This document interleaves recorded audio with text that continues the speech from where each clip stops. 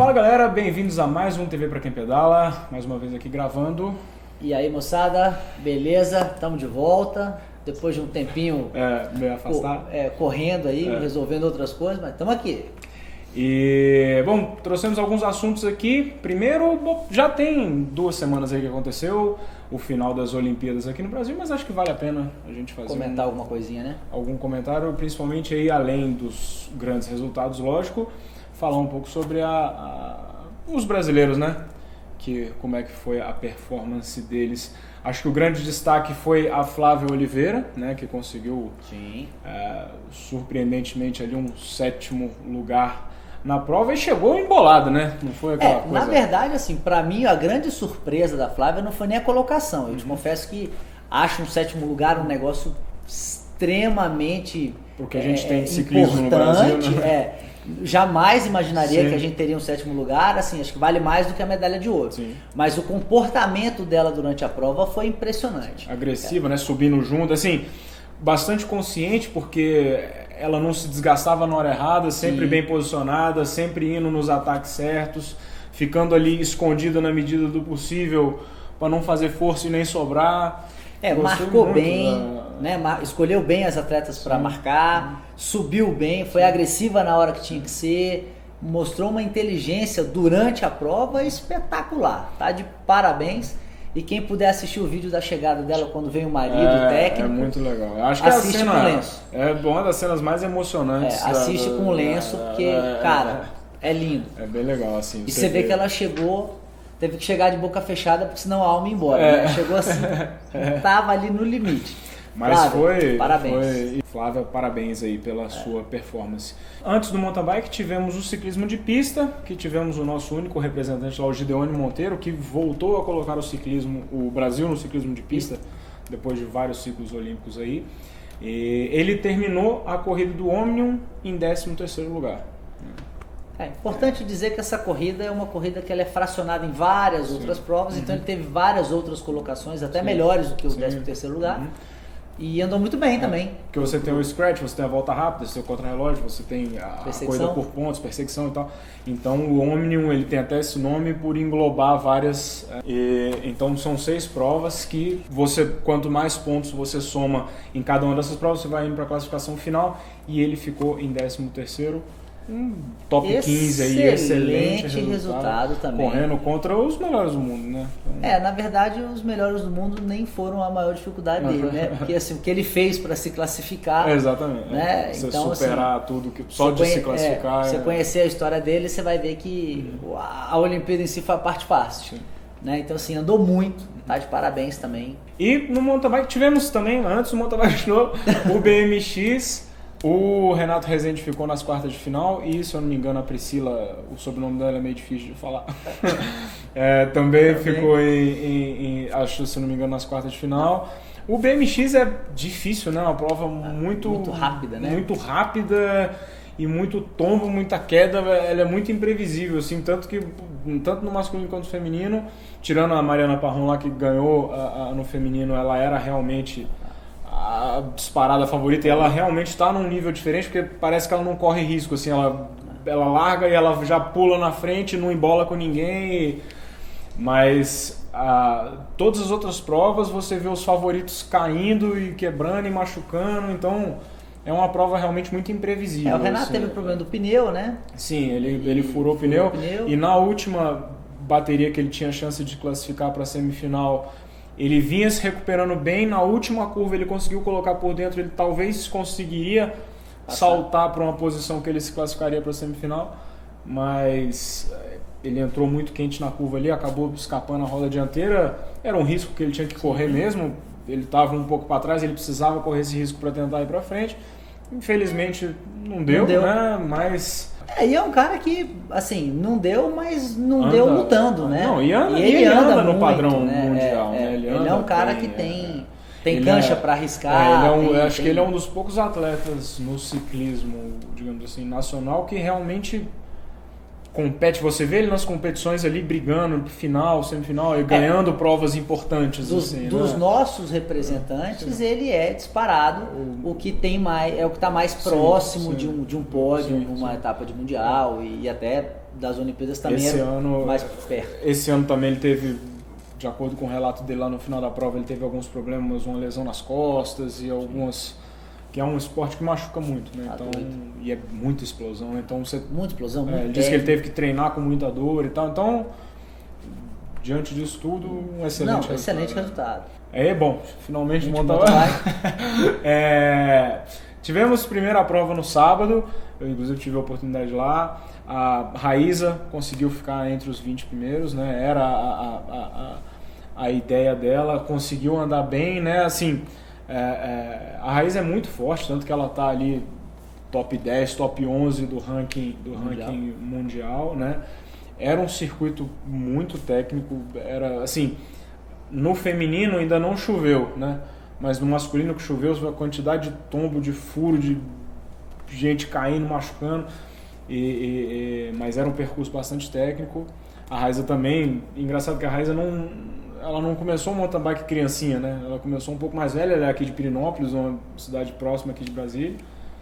E andou muito, mas é realmente o padrão das gringas lá tá um pouco acima da média. Então, interessante que eu estava em Pirinópolis no dia da prova. E, cara, a cidade parou. Legal. Então, assim, muito legal de ver. Todo mundo querendo ver, todo mundo fazendo questão de dizer, a gente é de fora, então cheguei lá, tava de bicicleta, né? Tava pedalando lá. E aí o pessoal, quando via que a gente tava de bicicleta, já vinha, pô, você conhece a Raiz? E tal, não conhecemos, tal, não sei o quê. Então todo mundo torcendo muito. E a festa da galera lá também foi muito legal, assim, toda vez que ela passava, o pessoal apoiando muito e tal. Eu conversei com o pessoal da equipe técnica dela, eles falaram que ela não teve o melhor dia dela, digamos assim, parece que o psicológico pegou um pouco, o que é absolutamente compreensível, normal, porque, poxa, primeira Olimpíada dela, aquela coisa, poxa, meu país, apesar do país não me dar apoio, eu quero representar meu país e tal. Então é uma pressão, deve ser um momento muito complicado, assim. E o mais legal é que ela ainda é nova, né? Então ela vai ter mais um ciclo, pelo menos. Com certeza. Então tenho certeza absoluta que ela vai ser outra pessoa nesse próximo ciclo. Sim. Antes disso, falar no feminino também, quem foi a vitoriosa lá foi a Jenny Rissveds, que é a menina da Suécia, que andou muito, dispensou lá para trás inclusive a menina que ganhou a Copa Internacional aqui em Araxá, Maia Voslodska, é a polonesa, conseguiu largar lá na última volta e teve uma bela disputa também do terceiro e quarto lugar entre as duas canadenses, a Emily Beth e a Catherine Pendrell, que é uma veterana do ciclismo, que ela inclusive bateu a Beth, ficou com o terceiro lugar. E foi uma excelente disputa entre elas. No masculino, a Vancini... Deu óbvio, né? Deu absolutamente o óbvio. É interessante até ver o Kulav, né? Engraçado que o Kulav, ele ganhou Londres de uma forma meio inesperada, porque apareceu meio aparecendo, assim, né? Chegou a chegar. Não fez mais nada nos próximos 4 anos, mais nada não. Ele ganhou o Mundial de Maratona... se eu não me engano foi 2014, né? Mas no XC mesmo, no XCO fez pouca coisa. Na próxima, ele não tem aquela constância do Absalom e do Schurter, que é todo ano, toda a prova, ali, né? Todo ano tá os dois se batendo, Então ele é um cara, mas aparentemente Olimpíadas ele pum. Ele realmente anda bem, né? Ele escolhe andar bem de 4 em 4 anos. Coincidentemente bom, né? Nas Olimpíadas. No momento das Olimpíadas. O Henrique Avancini terminou em 23º. Ele ficou bastante triste e decepcionado com a posição, mas ele teve uma lesão nas costas, né? Ele até explicou lá, depois ele publicou um vídeo contando o que era essa não sei o que das contas, que era uma musculatura das costas que ele acabou lesionando, então ele estava sentindo dor e não conseguiu performar da forma como isso eu acho até importante a gente falar também, porque eu vi muita gente criticando o Avancini. Sempre, né? A galera critica.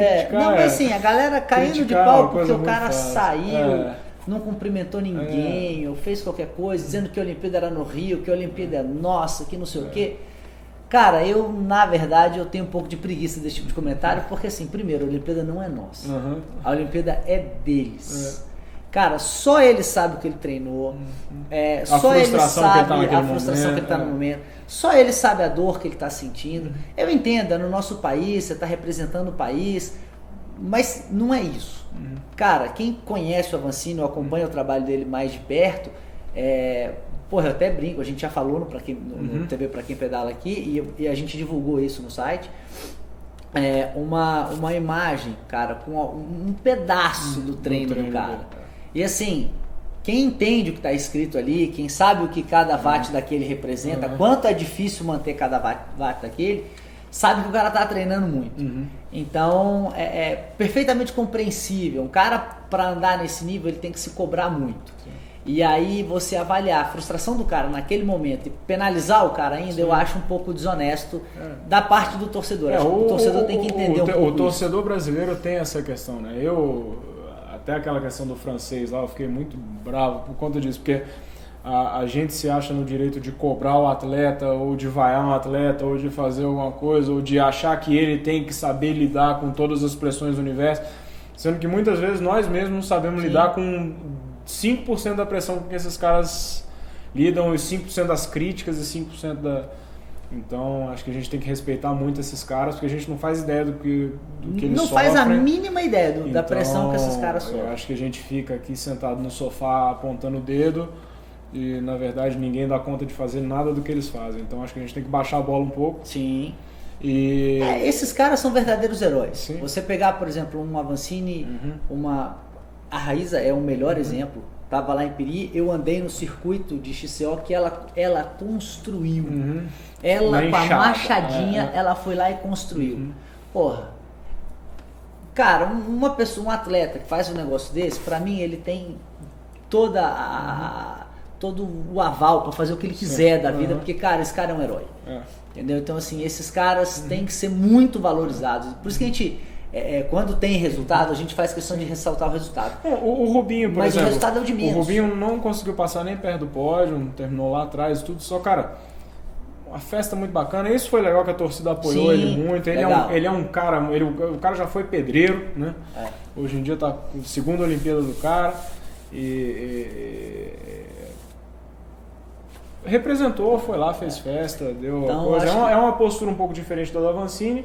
Mas eu não acho que sirva de também, o Zabdi ele fez isso, então vou ter a obrigação de fazer, não. Cada um lida. É uma situação diferente, né? Sim. Por exemplo, o Rubinho sabia que ele estava distante do pódio. Sim. Então ele foi com uma expectativa, lógico que ele foi para dar o melhor dele, ele é um herói tanto quanto.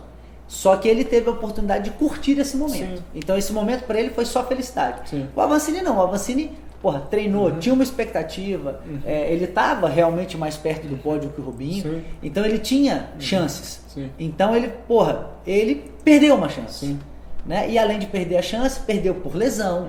Né? Então tudo isso frustra o cara. Então ele saiu da prova frustrado. Lógico. Então são momentos diferentes e a gente tem que entender isso como torcedor. Tem que respeitar. E outra coisa também que vale a pena citar que teve no mountain bike foi a performance do Peter Sagan. Esse é um eu defendi, eu acho, eu falei isso muito, que eu achava que ele ia fazer um top 5, que ia acontecer tudo.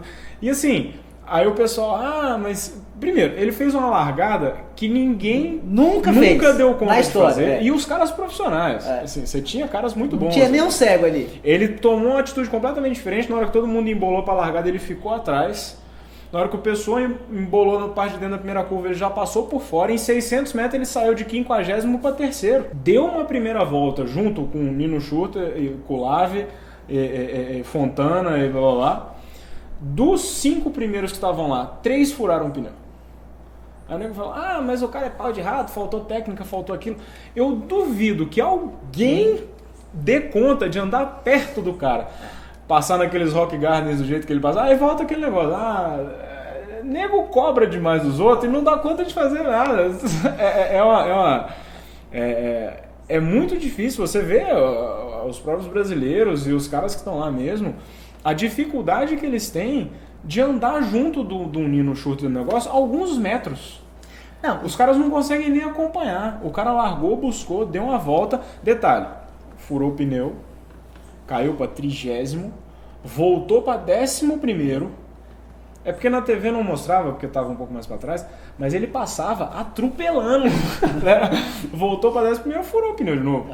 E assim, eu recebi alguns vídeos, e aí um vídeo mostrando como que ele dá passou, uma catada numa pedra. que ele pega a quina da realmente, ele passa com a dianteira, a traseira pega. Ele esquece de puxar a traseira, né? E aí falando, olha, o cara é pau de rato. Eu falei, bom... Primeiro assim, pau de rato é aqui em Brasília que a gente fala que é aqui em São Paulo fala que é o braço duro, é o ruim de roda lá do negócio. Quisera eu ser pau de rato. Exatamente, mas... Então, enfim. Espetacular a performance. Sim. Espetacular. E até aproveitando esse gancho, passar para o próximo assunto nosso aqui, já falamos 20 minutos de Olimpíada, que o Peter Sagan ele deu uma declaração para um site espanhol lá, falando que ele achava que o ciclismo de estrada não trazia mais emoção e felicidade para ele, digamos assim. Ele faz o cara ter um contrato lá de 7 milhões de euros com a Bora, então isso traz uma certa felicidade. Mas assim, querendo ou não, ele já conquistou Campeonato Mundial, Clássica Monumento, camisa verde do Tour de France é a quinta que ele consegue. Blá, blá. Então assim, do ciclista que tem a característica que ele tem, ele já conquistou praticamente tudo que se tem para conquistar. Assim, falta uma clássica ou outra. Falta, sei lá, ganhar Paris-Roubaix e tal, mas assim, digamos, na listinha já tá bem para frente. Avançado.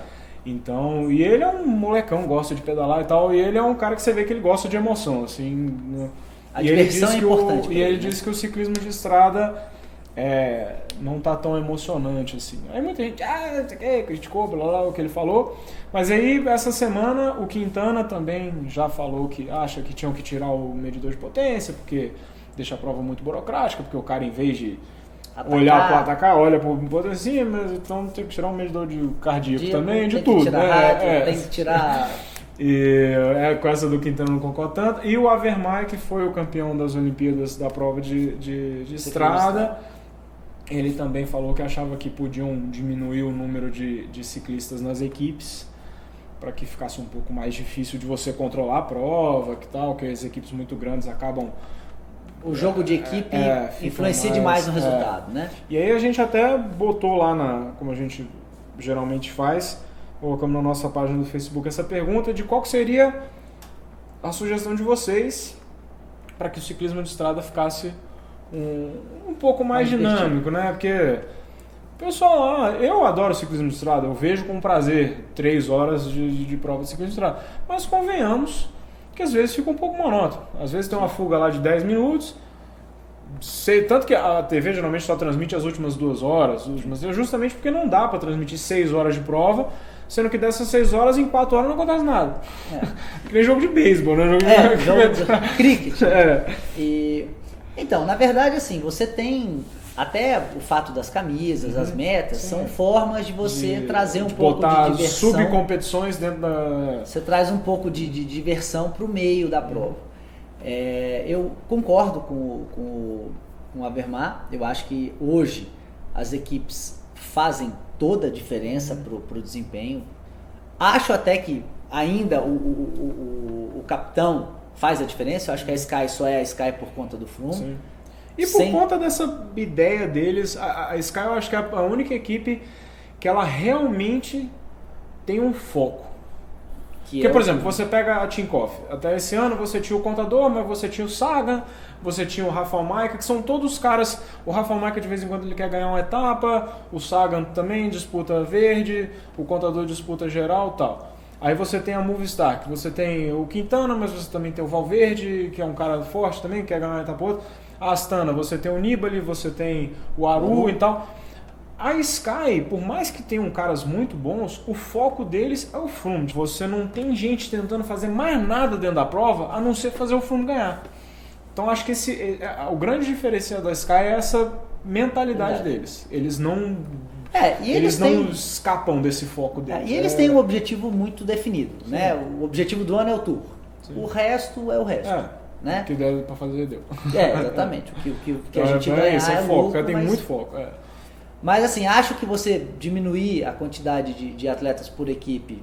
Que é o que acontece nas Olimpíadas. Você vê, a corrida das Olimpíadas ela foi bastante caótica, assim. Saiu um monte de fuga, grupo pra lá, grupo pra cá, tipo, você tinha uma fuga, um outro grupo, e tipo, quem que busca não tem, porque só tinha 3 caras por país, né? Então acaba que as equipes ficavam limitadas a um número de atletas. E mesmo assim, normalmente os 3 estão disputando para ser quem é o melhor atleta do país, então não é bem equipe, né? E eles não pedalam juntos, porque eles não são da mesma equipe. Às vezes tem características idênticas, né? Aí um vai atrapalhar o outro. Então não existia tanto... E a corrida ficou muito emocionante, porque ficou uma corrida muito imprevisível. Então eu não concordo com essa sugestão do Avermaet, que talvez... Funcione. Existe até o diretor do Tour de France falou que talvez diminua de 9 para 8 atletas. Já o Avermaet, ele defende uma redução maior até para 5 ou 6 atletas. Eu acho que é uma sugestão boa.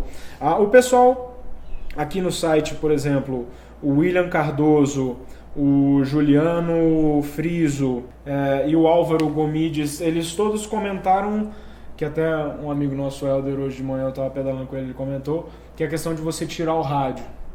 Porque, querendo ou não, o rádio fica o diretor de equipe dentro do carro assistindo a prova pela TV. Sim.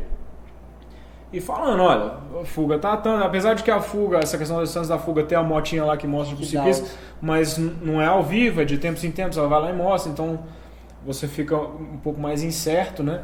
Eu acho que tirar o rádio, você joga a estratégia da prova para o ciclista e tira ela do diretor de equipe. O ciclista pode até ir lá no carro, perguntar como é que tá, mas de novo, é aquela coisa que não é o tempo todo. Você tem hora que não dá pro cara ir lá atrás, então você fica com o cara meio cego ali dentro da prova. Não, e se eles porventura decidirem, vamos buscar a fuga. Sim. E essa não for, por exemplo, a opinião do chefe de equipe, Sim. Não tendo rádio, sim, os caras vão buscar. Né? Agora, tendo rádio, o cara já fala, segura. Então, acho que como qualquer modalidade... Bom, até tem mais algumas coisas. O pessoal aqui fazendo o Adilson Rodrigues, ele falando que acha que você botar uma espécie de pontuação, chegadas a cada 10 km para você fazer algumas disputas para os caras, tipo mais metas volantes, né? A gente já tem as metas volantes, mas geralmente é uma por etapa ou 2, mas você ter... a pista tem uma modalidade a corrida dessa, por pontos é assim, né? A cada 2 voltas elimina um e aí você vai pontuando. E eu acho interessante também o bônus de tempo. Sim. Né? Você, por exemplo, algumas corridas você chega e contabiliza o tempo de chegada. Sim. Outras corridas, se você chegar em primeiro, por exemplo, você ganha 2, 3 minutos. Então isso acontece nas grandes voltas, mas não é sempre, né? Você geralmente tem um por exemplo, às vezes o Giro tem isso num ano, aí o Tour não tem. Aí no ano seguinte o Tour tem, o Giro não tem. Então mas talvez isso sempre... Então... E eu, particularmente, acho que talvez você reduzir a distância das provas. A quilometragem, né? Porque é isso que eu tô falando, assim, você bota uma etapa de 200 km, ninguém assiste os 200 km. A fuga não vai vingar se sair cedo. Às vezes vinga, mas assim, fica aquela coisa, aí abriu 10 minutos do pelotão, aí assim, você tem uma emoção nos primeiros minutos da prova, que é aquela pancadaria, aí beleza, sai a fuga. Ou às vezes nem essa pancadaria não tem, porque às vezes a fuga sai, o pelotão nem se manifesta. Aí sai a fuga e fica aquela coisa, abriu 10 minutos, 6 minutos, 7 minutos, e aí o pelotão fica naquela esperando, tá na hora de buscar a busca, então assim, fica muito tempo sem acontecer nada. Concordo que existe uma emoção bacana, uma questão de estratégia, no final, às vezes, aquele negócio pega, não pega, né?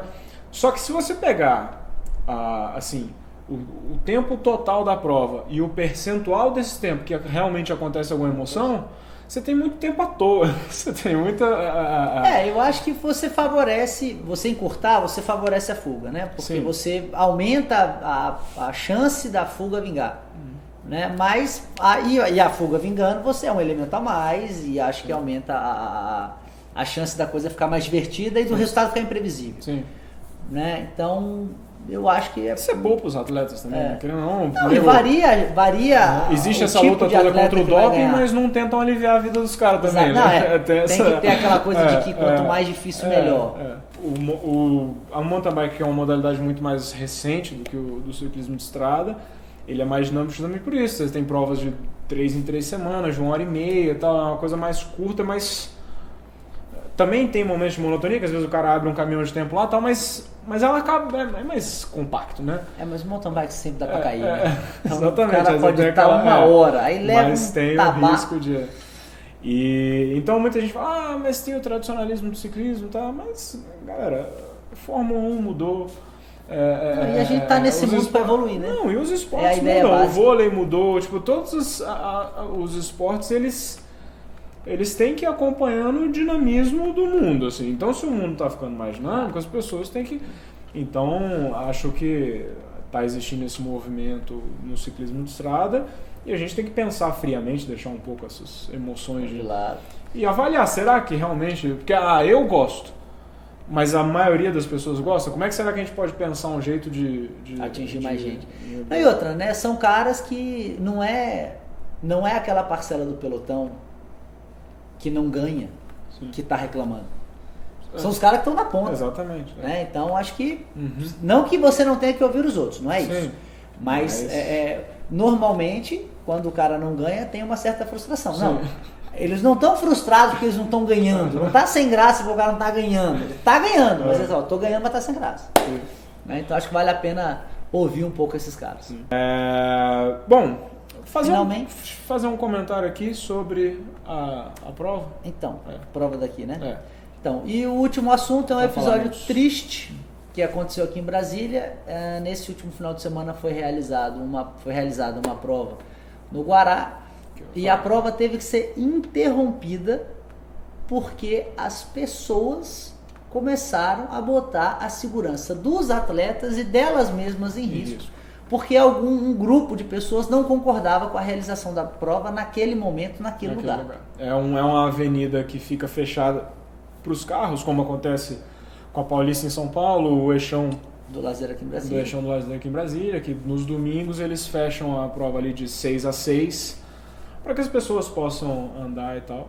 E os organizadores da prova pegaram todas as autorizações, tentaram divulgar da forma que eles conseguiram, né, fazer a divulgação. Eles fizeram bastante divulgação em rede social, na rádio, a Transamérica publicou o jornal da prova, o jornal do local falou, a rádio local falou, e de manhã tinha uma tenda da ouvidoria da Secretaria da Cidade avisando que teria a prova. A prova foi feita à tarde justamente porque de manhã o fluxo de pessoas caminhando, pedalando com os filhos ali é maior. Essa prova à tarde justamente para tentar evitar esse tipo de situação, mas... Daí assim, uma coisa que me chamou a atenção é que, primeiro, a atitude da população e de você... Num mês olímpico, né? Para vocês entenderem o que eles fizeram foi o seguinte, o pelotão passava, e aí o pelotão começou a passar e começou a ver que a pista começou a ficar suja, com lata de cerveja, garrafa de cerveja, pedra, e aí isso não adiantou, continuou passando, aí as pessoas começaram a entrar na frente dos atletas, ou seja, o pelotão está passando, a pessoa se coloca na frente do pelotão para atrapalhar. É isso que eu tô falando, assim, a gente acabou de ter uma Olimpíada aqui dentro, né?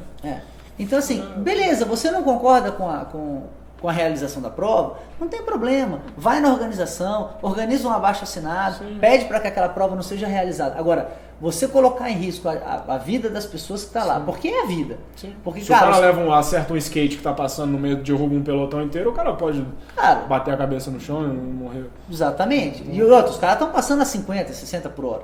Né? Então, nada, absolutamente nada, para mim, justifica esse tipo de atitude. A época do TACAP, né, que você respondia tudo na porrada, essa época já passou. E a gente estava até discutindo aqui a questão, mas a organização da prova e tudo, assim, esse pessoal que organiza essa prova, alguns meses atrás eles fizeram uma prova que teve o apoio da Embaixada da Holanda, que eles realmente tiveram uma verba suficiente para fazer uma prova legal, e eles fizeram um trabalho impecável, assim, tinha sinalização, tinha tudo, tinha gente em tudo que é buraco para avisar as pessoas que estava acontecendo. Então, assim, é uma organização competente. A questão é que não existe apoio financeiro para que esses caras realizem as provas.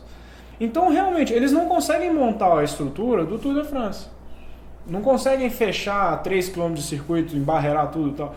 Eles vão no Detran, vão na polícia, pegam as autorizações, pegam as coisas e tentam fazer o que é possível dentro da verba que eles têm para fazer. Não fica perfeito, mas eu vi muita gente criticando e apontando o dedo, falando que eles não têm experiência em fazer prova, que eles são desorganizados, são isso e aquilo, dizendo que primeiro, não se prontificam a ajudar, não se prontificam a ir lá e tentar ser voluntário, ou doar uma grana, ou fazer alguma coisa para tentar melhorar o cenário do ciclismo. Essa é a única empresa, digamos assim, que organiza provas em Brasília, não tem mais ninguém que faz. Então, se não fossem esses caras, não existiriam provas de ciclismo em Brasília, porque só eles que fazem, que esse Capital Racing, é o torneio Capital Racing de ciclismo, que são as únicas provas que tem aqui em Brasília, então não existiria.